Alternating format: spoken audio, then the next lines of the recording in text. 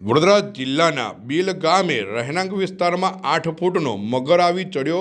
પ્રાણી જીવરક્ષક સંસ્થાએ રેસ્ક્યુ કરી વન વિભાગને સોંપ્યો। વડોદરા તાલુકાના બીલ ગામ તળાવ નજીક આવેલા રહેણાંક વિસ્તારમાં 8 ફૂટનો મગર આવી ચડતા સ્થાનિક રહીશોમાં ભયનો માહોલ સર્જાયો હતો। ઘટનાની જાણ ગામના રહીશોએ પાદરા પ્રાણી જીવરક્ષક સંસ્થાના હેલ્પલાઇન નંબર પર કરી હતી।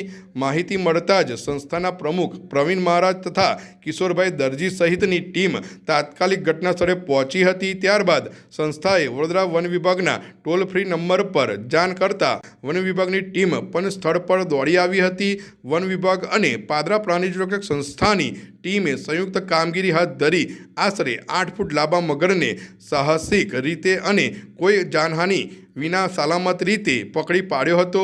બાદમાં મગરને વન વિભાગને સોંપી દેવામાં આવ્યો હતો। સમયસર કામગીરીને કારણે કોઈ અનિચ્છનીય ઘટના બની ન હતી અને સ્થાનિક લોકોએ રાહતનો શ્વાસ લીધો હતો। વન વિભાગ દ્વારા મગરને તેના કુદરતી વસવાટ વિસ્તારમાં છોડવાની કાર્યવાહી હાથ ધરવામાં આવશે।